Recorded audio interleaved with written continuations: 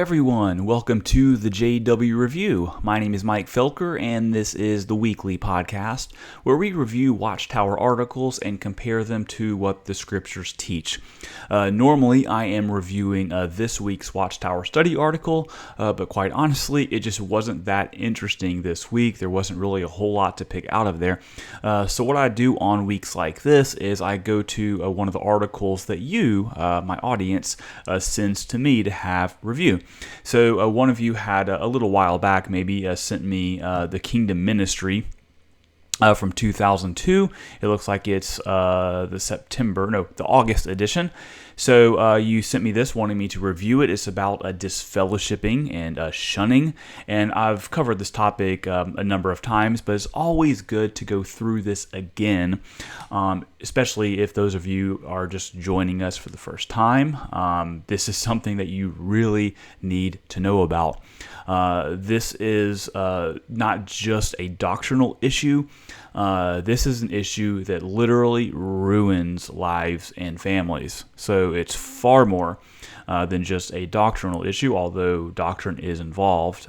This is the one issue to where you'll see Christians, atheists, you'll see just any viewpoint really opposing this doctrine because it's just simply a horrible and merciless doctrine. And worst of all, it's unbiblical.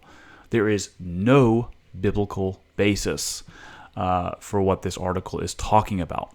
So I'm not arguing that disfellowshipping is unbiblical. What I'm arguing is that the manner in which Jehovah's Witnesses are disfellowshipped and how they are treated after they're disfellowshipped, that aspect is grossly, horribly unbiblical. And I hope to show you why here. So I hope you'll consider this with an open mind. I'd encourage you to study this article for yourself. As always, you can go down to the video description or show notes, and there's a link to this, so you can go directly to the jw.org library and read this for yourself. Check all the scriptures, because what we're going to find here is they will say they have a scriptural basis for this, but you'll go through the article, and rather than quoting scripture as their basis, they will be quoting other Watchtower articles for its basis, as if you're just supposed to believe those and believe what they have to say. Well, my answer to that is no. If you don't have a Bible verse to support this cruel and merciless doctrine or practice, then I'm not interested, right? You can believe and do whatever you want, I suppose, but when it comes to this issue is just horrible, and we're about to find out why. So let's get into the article. The title of the article is "Display Christian Loyalty when a relative is disfellowshipped." What we can really change this title to, and I'll probably change it into this very video, is what it should say is "Display Christian Loyalty when a relative is shunned." And so when you hear a title like that, that sounds a lot worse, because wait, that doesn't sound very loving, to be Christian and to shun somebody. Where is that coming from? So that should be the title of the article, because that's really what it's in essence saying. So let's get into paragraph 1. What situation can test a Christian's loyalty? The bond between family members can be very strong. This brings a test upon a Christian when a marriage mate, a child, a parent, or another close relative is disfellowshipped or has disassociated himself from the congregation. Now, they cite here Matthew 10:37. That says, "The one who loves father or mother more than me is not worthy of me, and the one who loves son or daughter more than me is not worthy of me." We can go on, "And the one who does not take his cross and follow after me is not worthy of me. The one who has found his life will lose it, and the one who has lost his life on my account will find it." This has nothing to do with disfellowshipping, shunning, or anything like that. This is talking about your ultimate loyalty to Christ in what he teaches.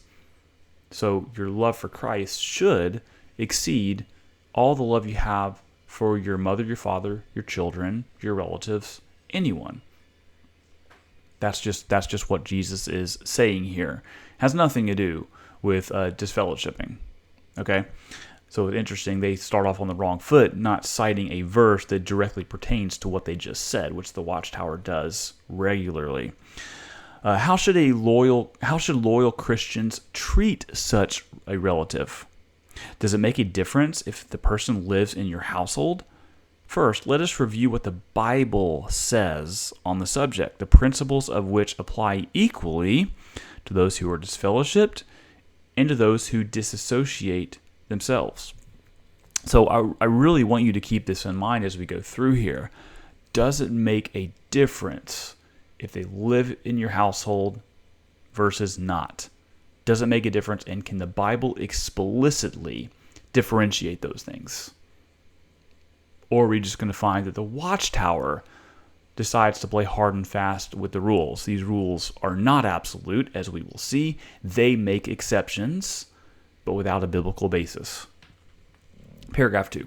How to treat expelled ones. God's word commands Christians not to keep company or fellowship with a person who has been expelled from the congregation. Cite here 1 Corinthians 5. Let's just read that. Let's read the whole thing.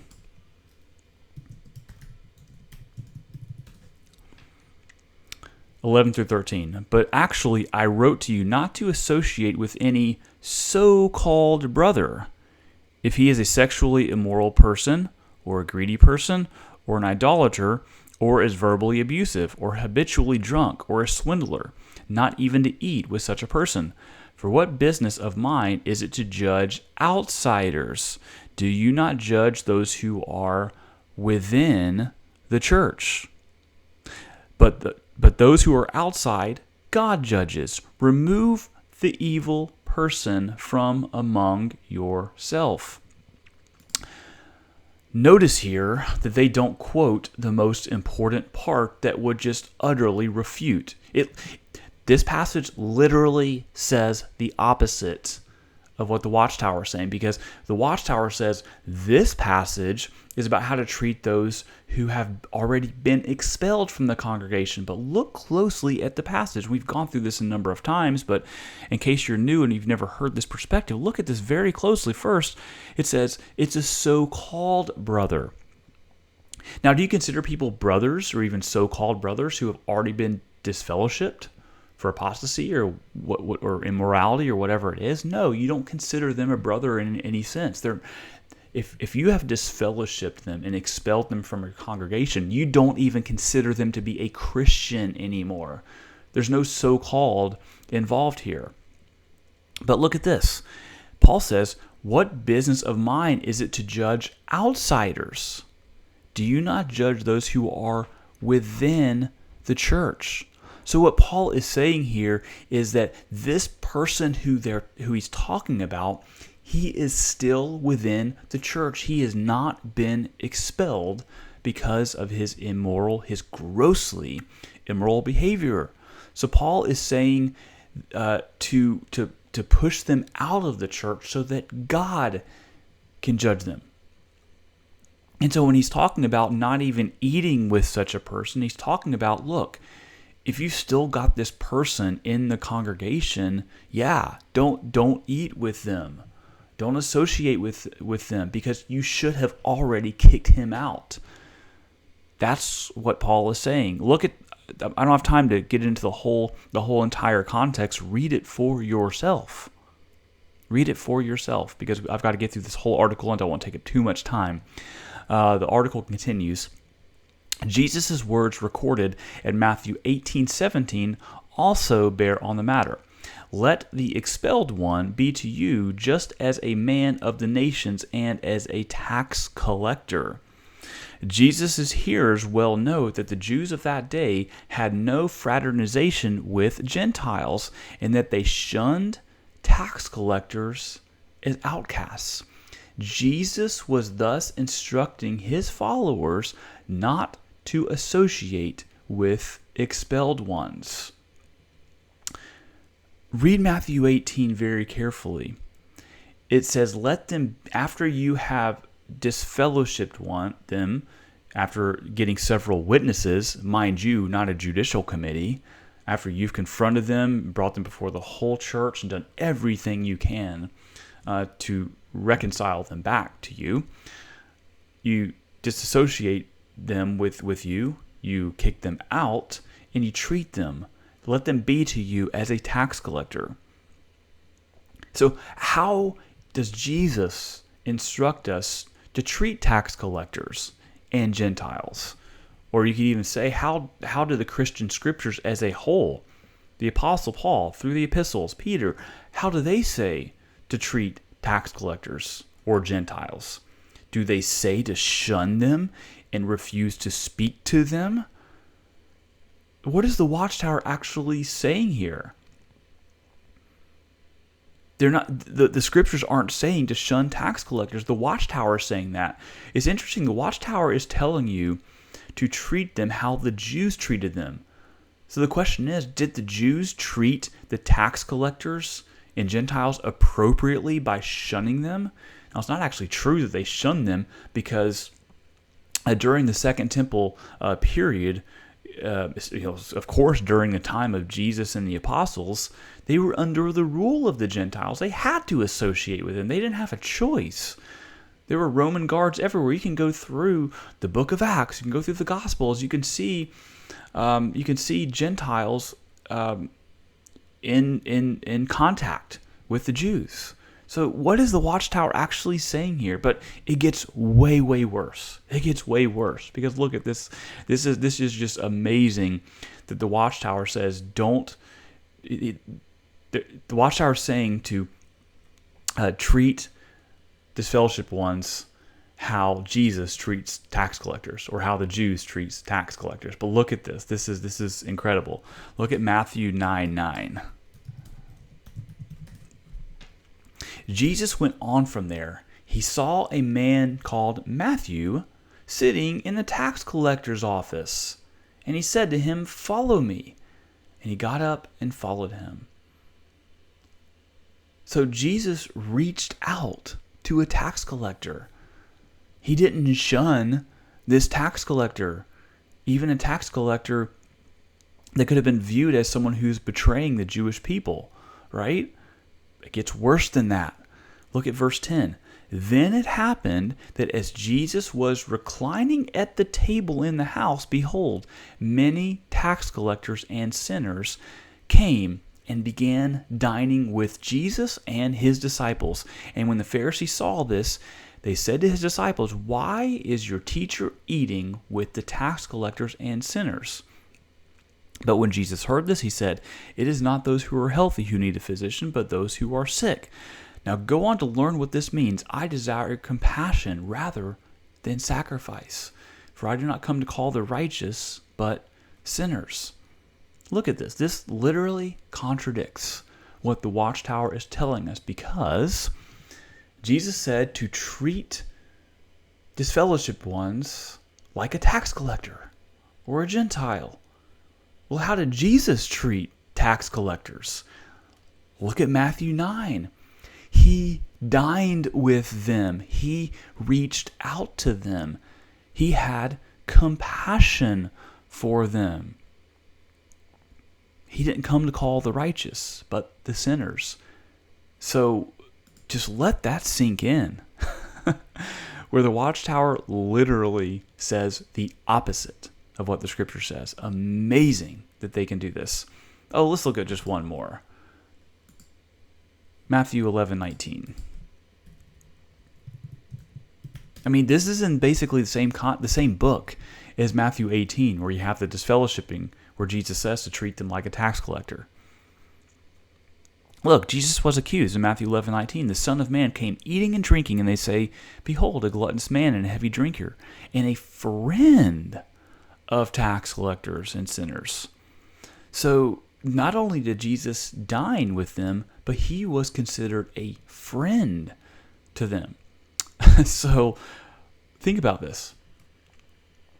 If you're paralleling how to treat tax collectors, or how Jews treated tax collectors, with how to treat disfellowshipped ones, look at what Jesus is doing here.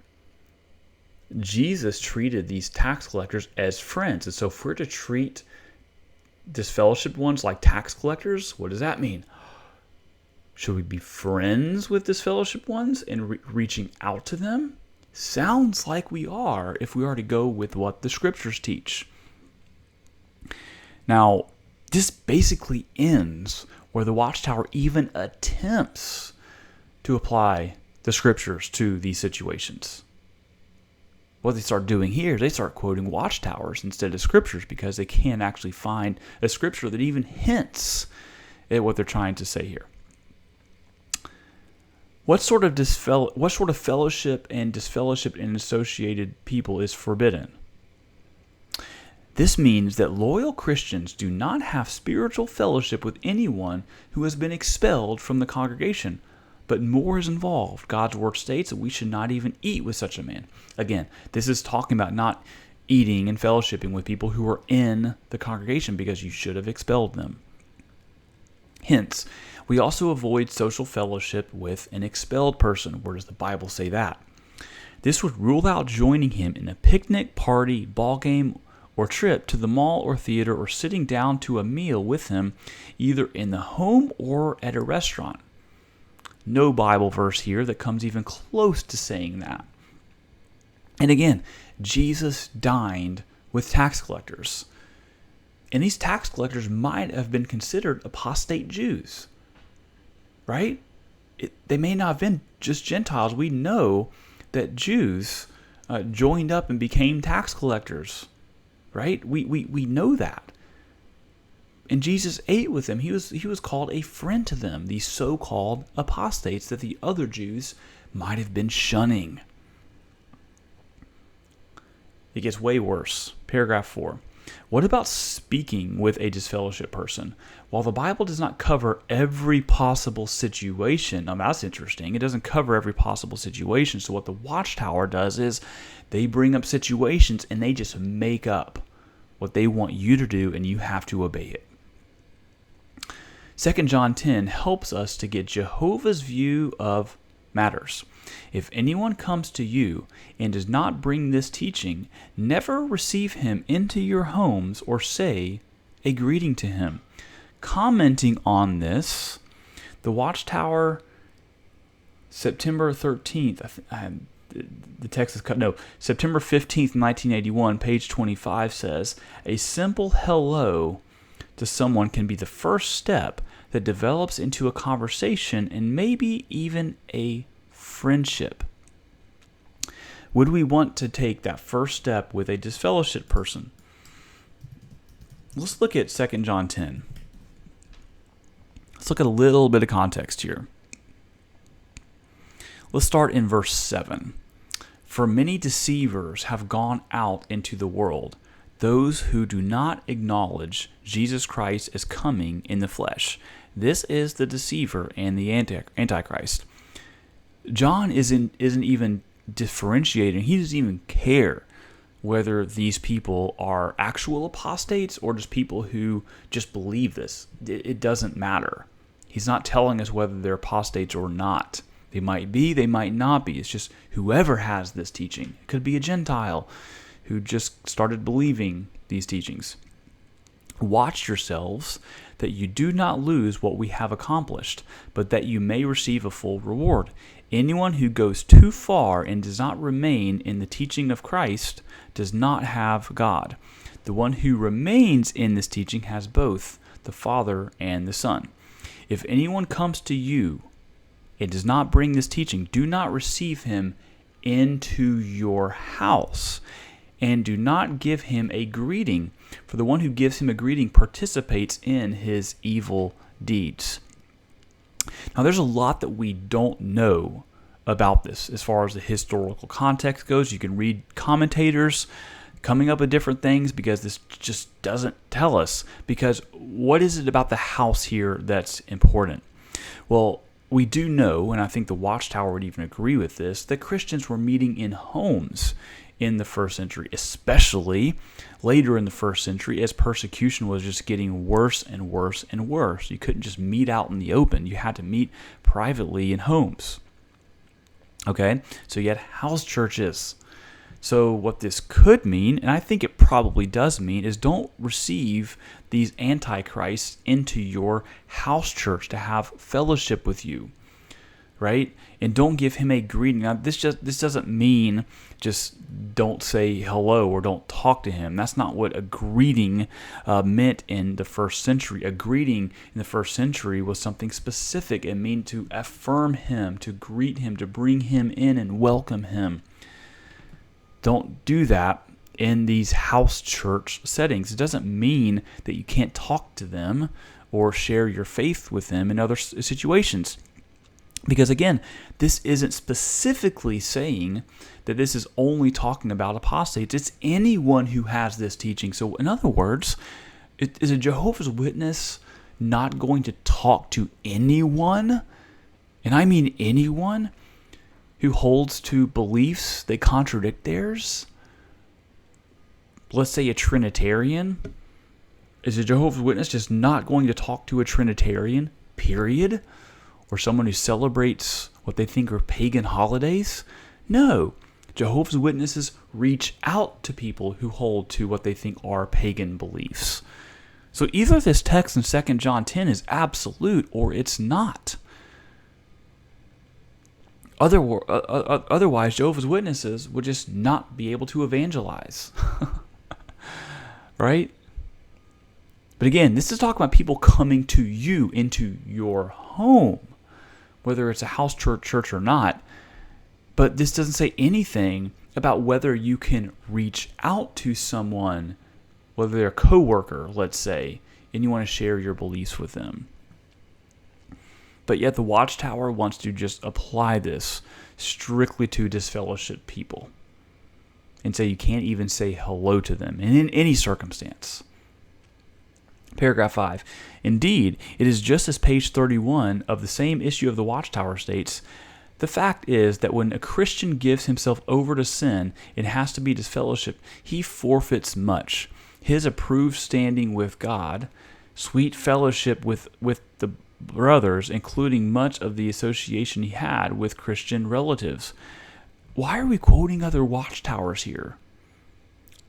I want to see what the scriptures say about this. So we're leaving any attempt from scriptural exegesis, and now we're trying to exegete the Watchtower, as if this paragraph, page 31 of the Watchtower, has any authority over me. It doesn't. I don't care what this Watchtower says if you can't back it up with scripture. Now here's where we get into the exceptions. In the immediate household, well, here's the question. Is a Christian required to cut off all association with a disfellowshipped relative living in the same household? Explain. It's a good question. Are we going to make exceptions, and are we going to back up these exceptions with Scripture? Nope. Paragraph 6. What about those in your immediate household? Does this mean that a Christian living in the same household with a disfellowshipped family member are to avoid talking to, eating with, and associating with that one as they go about their daily activities? The Watchtower of April 15th, 1991, in a footnote on page 22 says, if in a Christian's household there is a disfellowshipped relative, that one would still be part of the normal day-to-day household dealings and activities. Thus, it would be left up to the members of the family to decide on the extent to which the disfellowshipped family member would be included when eating or engaging in other household activities. And yet, they would not want to give brothers with whom they associate the impression that everything is the same as it was before the disfellowshipping occurred. So here's the thing. Go to 1 Corinthians chapter 5, verse 11 through 13. The Watchtower told us previously that this is pretty dang absolute, that you've just got to do this shunning, according to that passage. Now, we know they're wrong about that, as we've seen, but let's just take their argument and run with it.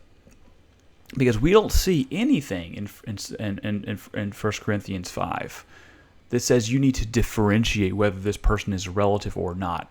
Nope.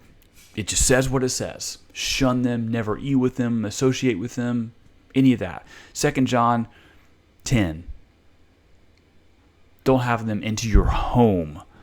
That's interesting. If we're taking this as an absolute, regardless of the context, this says don't let them into your home. So paragraph 6, throw it out. Kick that kid out of your home.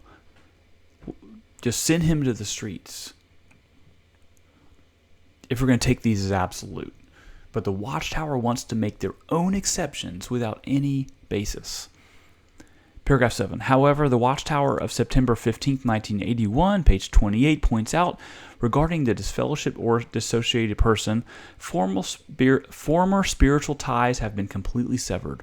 This is true even with respect to his relatives, including those within his immediate family circle. That will mean changes in the spiritual fellowship that may have existed in the home. For example, if the husband is disfellowshipped, his wife and children will not be comfortable with him conducting a family Bible study or leading in Bible reading and prayer. If he wants to say a prayer, such as at mealtime, he has the right to do so in his own home, but they can silently offer their own prayers to God. What if a disfellowshipped person in the home wants to be present when the family reads the Bible together and has a Bible study? The others might let him be present to listen if he will not try to teach them or share his religious ideas.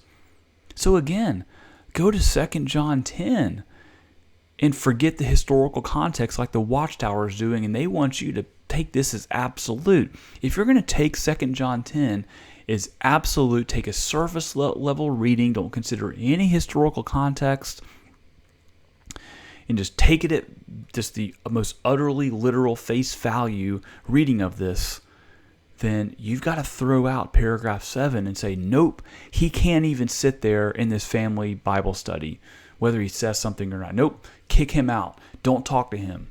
Shun him. Move out yourself. Are we going to take these scriptures as absolute and utterly literal, or are we not? Why is the Watchtower applying exceptions to these? Especially without applying any scriptural basis. I mean, they cited here a couple of scriptures, but I can assure you, go read those scriptures. Proverbs 28, Psalm 119, they're not talking about disfellowshipped ones and whether we make an exception for them if they live in our home. Paragraph 8, if a minor child in the home is disfellowshipped, Christian parents are still responsible for his upbringing. The Watchtower of November 15th, 1988, page 20 states, because, we don't care what the scriptures say anymore. Let's just keep citing Watchtowers. Just as they will continue to provide him with food, clothing, and shelter, they need to instruct and discipline him in line with God's Word.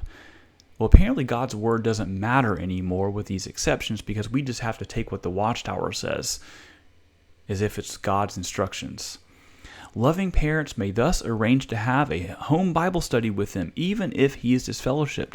Maybe he will derive the most correct benefit from their studying with him alone, or they may decide that he can continue to share in the family study arrangement. Well, I thought we're supposed to treat anyone disfellowshipped as a Jew would treat a tax collector. Is that true or is it not? You can't have your cake and eat it too.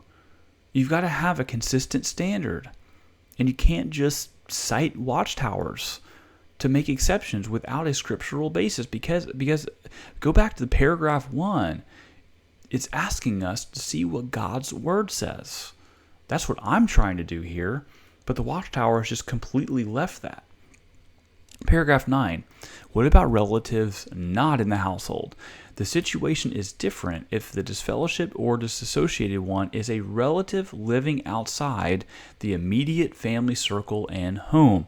It might be possible to have almost no contact at all with the relative, even if there were some family matters requiring contact. This would certainly be kept to a minimum in harmony with the divine injunction to quit mixing in company with anyone who is guilty of sinning unrepentantly. Is that text absolute or is it not? Is 2 John 10 absolute or is it not? Because it says, don't even give him a greeting. Don't talk to them at all whatsoever. Right? Loyal Christians should strive to avoid needless association with such a relative. How do you determine what's needless and what's not? This is all just amazing. It's incredibly inconsistent.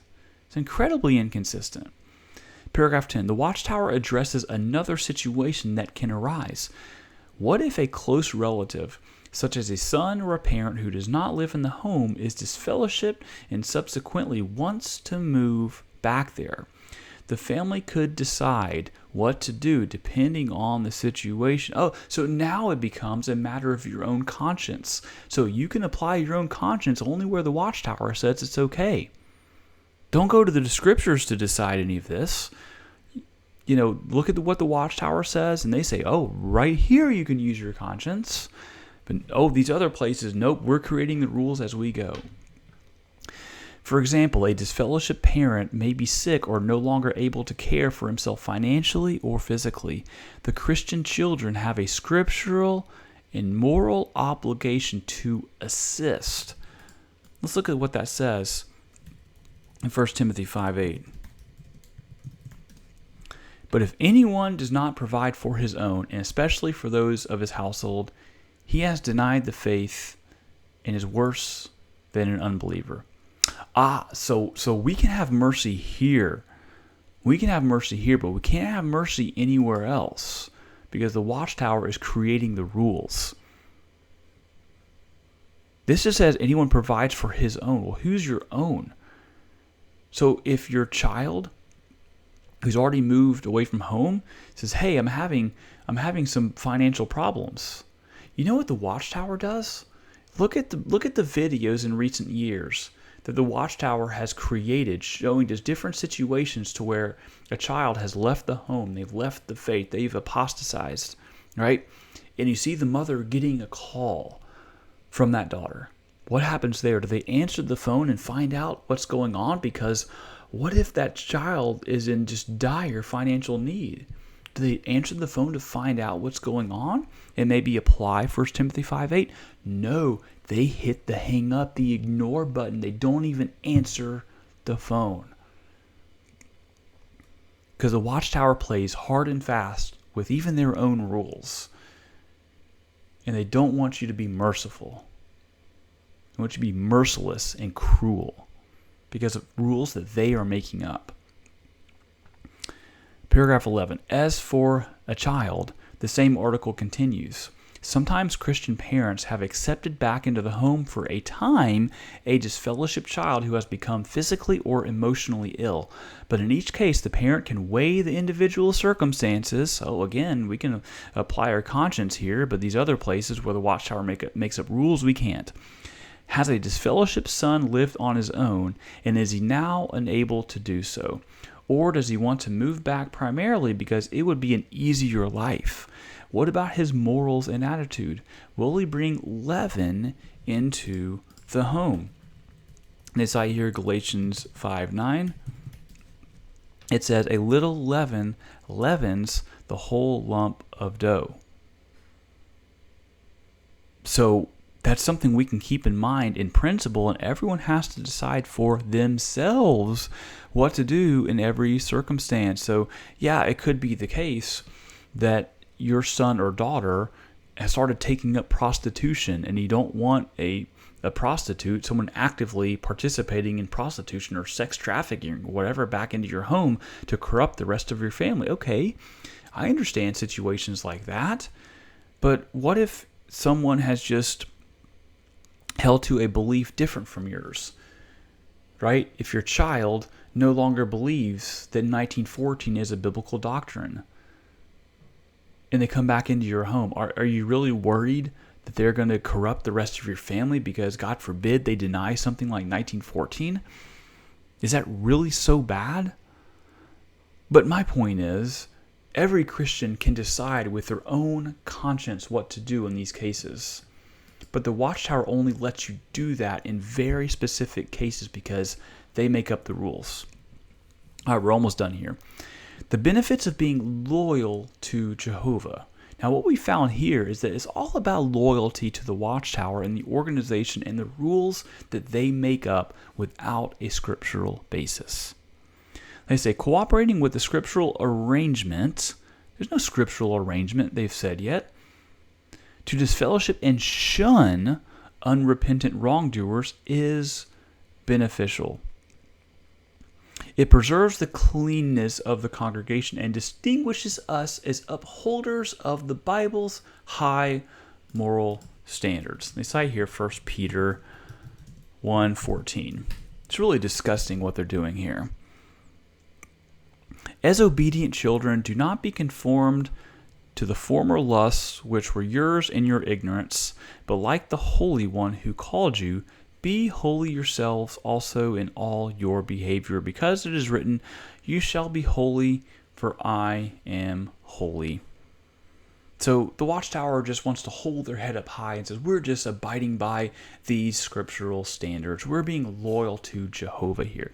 Well, if you were being loyal to Jehovah, you would actually try to understand and apply what Jehovah actually says in his word and what Jesus has actually said in his word. And it is not to shun disfellowshipped ones. The Bible just nowhere says that. It nowhere says that. Paragraph 13. After hearing a talk at a circuit assembly, a brother and his fleshly sister realized that they needed to make adjustments in the way they treated their mother, who lives elsewhere and who had been disfellowshipped for 6 years. Immediately after the assembly, the man called his mother, and after assuring her of their love, he explained that they could no longer talk to her unless there were important family matters requiring contact. Shortly thereafter, his mother began attending meetings and was eventually reinstated. Also, her unbelieving husband began studying and in time was baptized. Now, isn't that nice? They assured their mother that they loved her. And then they said, we love you, but we're going to shun you. We're going to apply this absolutely cruel and merciless policy to you. What if the mother had said, well, can you show me in the Bible where it says you have to shun me? Well, of course, they're going to open up 1 Corinthians 5 and 2 John 10.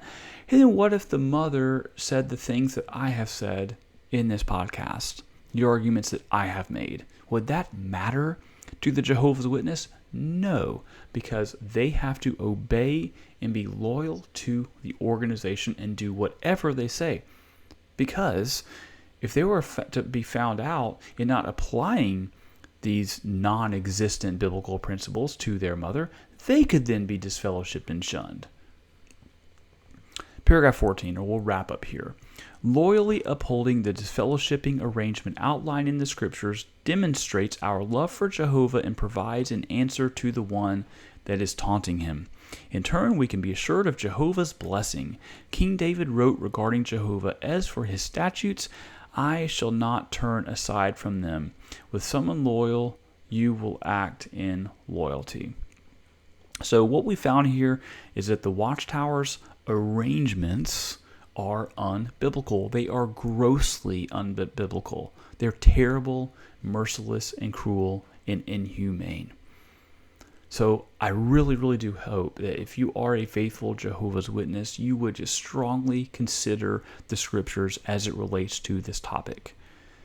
Now, I know if you want to stay faithful in the congregation, you've got to apply these principles, or else you could be disfellowshipped or shunned. But this is one of the worst parts about your organization, is this policy on shunning. It's terrible.